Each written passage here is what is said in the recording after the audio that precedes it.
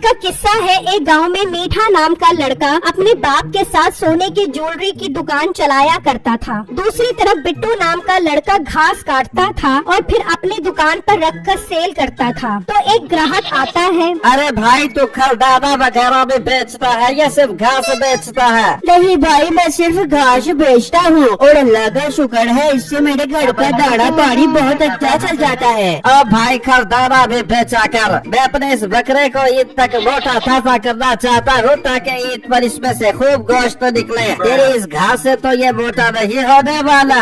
अच्छा भाई, अगली ईद पर खल और दाना वगैरह भी रखूंगा, पर अब तो आप इस घास से गुजारा चलाए। चल ठीक है, 50 की घास दे दे। फिर वो आदमी घास लेकर वहाँ से चला जाता है। दूसरी तरफ मीठा अपने बाप को कहता है, अब्बा जानी, मेरी बेगम कह रही थी ईद आने वाली है, सुसर जी को बोलना एक बकरा खरीद ले। बेटे हमारा काम बहुत अच्छा चल रहा है, इस ईद पर हम बकरा नहीं बल्कि गाय करते हैं। वाह अब्बा जी, आई लव यू। नसीबो गाय देखकर खुश हो जाएगी और हमसायों में भी हमारा नाम ऊंचा हो जाएगा कि मीठे के घर गाय आई है गाय। और मीठे शर्म कर, कुर्बानी दिखावे के लिए नहीं होती, पता नहीं तुझे कब अकल आएगी। अच्छा अब्बा, नसीहतें बाद में कर लेना, अब गाय लेने चलो। फिर मीठा और उसका बाप वहाँ से निकलते हैं और गाय मंडी आ जाते हैं। तो उन्हें वहाँ पर एक ब्राउन कलर की गाय नजर आती है, तो वो वहाँ आ जाते हैं। भाई साहब, ये ब्राउन गाय कितने की दे रहे हो? आजी साहब, ये गाय आपको 2 लाख में दे दूंगा। अब्बा तूने कब हज कर लिया? ये तुझे हाजी क्यों बोल रहा है? ये लोग ऐसे ही नाम से बुलाते हैं, तो अपना मुंह बंद कर। अब भाई साहब, तुम्हारा रेट बहुत ज्यादा है। हाजी साहब, पूरा साल अब गाय को मक्खन मुरब्बा जात दूध पिलाते हैं। जब गाय खरीद का इतना वजन होता है, देखो तो सही, पूरे 5 मन का जानवर है। ओ भाई, उन मक्खन और मुरब्बा जात में से तू भी कुछ खा लेता ताकि तेरा वजन भी शायद थोड़ा बढ़ जाता। अबे मीठे, तू अपना मुंह बंद करेगा या उतारू अपनी चप्पल? भाई मुझे इसके 1 लाख रुपए समझ आते हैं। नहीं हाजी साहब, इतने की तो मेरी खरीद में नहीं है। आप मंडी घूम लो, आपको खुद अंदाजा हो जाएगा। फिर वो थोड़ा आगे आते हैं तो एक काले रंग की गाय नजर आती है। अब्बा जी, ये गाय तो बहुत खूबसूरत है, इसे खरीदो किसी भी तरह। चुप कर, उसने सुन लिया तो रेट बढ़ा देगा। हाँ भाई साहब, ये गाय कितने की दे रहे हो? साई, ये गाय आपको 1,80,000 में दूंगा। जनाब, ये रेट ज्यादा है, फाइनल बताओ कहाँ तक हो जाएगा? भाई ये रेट मुनासिब ही है, पूरे साल अब इसको मक्खन मुरब्बा जात और दूध भी पिलाते होगे। और हेलो, ये बात मैं पीछे भी सुनकर आ रहा हूँ, कोई नई बात कर। मीठे तो चुप कर या उतारू अपनी चप्पल। सुन भाई, तेरा जानवर मुझे पसंद आया है, पैसे जायज कर ले, तेरे से ये जानवर ले लेंगे।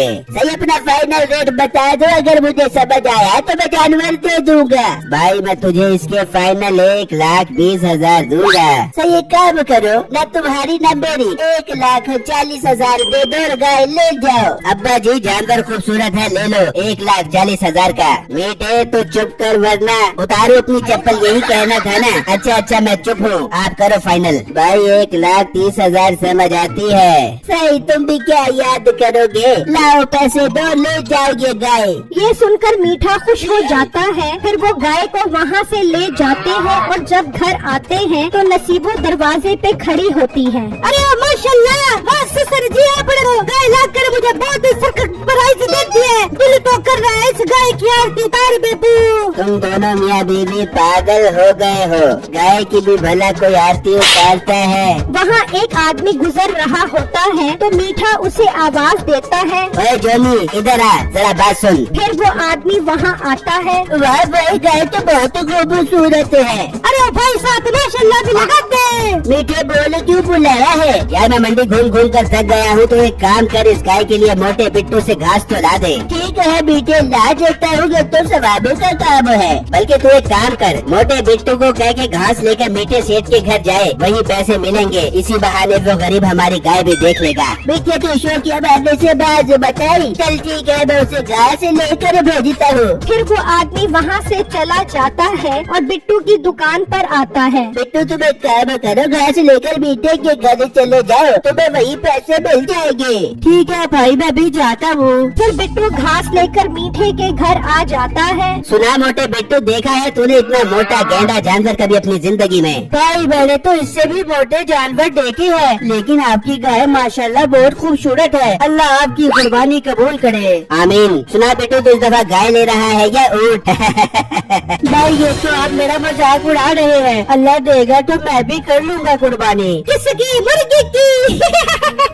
भाई मुझे घास के पैसे दो ताकि मैं यहाँ से जाऊँ। ठीक है देता हूँ। ऐसा ना हो तुम जैसे गरीब लोगों की कहीं मेरी गाय को नजर ही न लग जाए। फिर बिट्टू उदास होकर पैसे लेकर वहाँ से चला जाता है और घर आ जाता है। क्या हुआ बिट्टू, आप कुछ परेशान लग रहे हो? सब ठीक तो है ना? कुछ नहीं बेगम, बस थक गया हूँ। सुनाओ बिट्टू, आपका घास का काम कैसा चल रहा है? बेगम घास का काम तो काफी अच्छा चल रहा है। फिर बिट्टू आप भी ईद पर बकरा खरीद लो। बेगम इतना अच्छा भी नहीं चल रहा कि बकरा खरीद लो। हाँ बेगम, हम अगली ईद पर कुर्बानी जरूर करेंगे। ठीक है बिट्टू, आप थक गए होगे, चलो आप आराम कर लो। फिर रात हो जाती है, मीठा और नसीबो सो जाते हैं और जब सुबह होती है तो नसीबो कहती है, चले मीठे हम इस गाय को घुमा के आते हैं। फिर मीठा और नसीबो बाहर आते हैं तो हैरान रह जाते हैं, वहाँ गाय नहीं होती। अब्बा जी जल्दी बाहर आओ, गाय गायब है। फिर मीठे का बाप भागता हुआ आता है। ये क्या मीठे, हमने तो गाय रात में यहीं बांधी थी।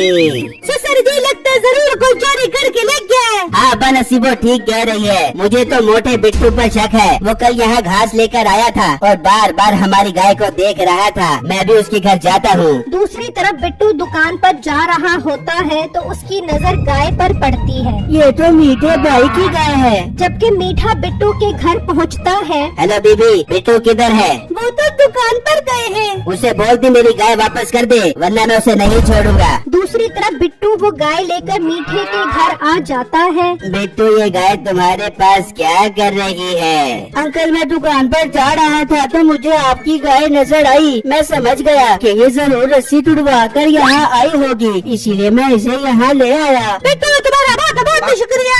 हाँ बिट्टू, तुम्हारा शुक्रिया। तुम तो सच में बहुत ईमानदार हो। तुम चाहते तो इसे बेच भी सकते थे, पर तुमने ऐसा नहीं किया। इतने में मीठा भी घर पहुंच जाता है। देखा ना अब्बा जी, मैंने इसके घर जाकर धमकी लगाई तो ये देखो ले आया ना हमारी गाय को। मीठे का बाप मीठे को जोर का थप्पड़ मारता है और सारी बातें बताता है। अच्छा अंकल, मैं अब चलता हूँ। बेटा एक मिनट, ये बताओ तुम कुर्बानी कर रहे हो? नहीं अंकल, मेरे पास इतने पैसे कहाँ से आए? हाँ अंकल, मैं अगली ईद पर कुर्बानी जरूर करूँगा। बेटा ये लो 30,000, ये तुम्हारी ईमानदारी का इनाम है। तुम भी बकरा लो और कुर्बानी करो। पर अब्बा जी से पैसे तो मत दो। मीठे तू चुप कर, वरना उतारूं क्या अपनी चप्पल। फिर बिट्टू पैसे लेकर खुशी खुशी वहाँ से चला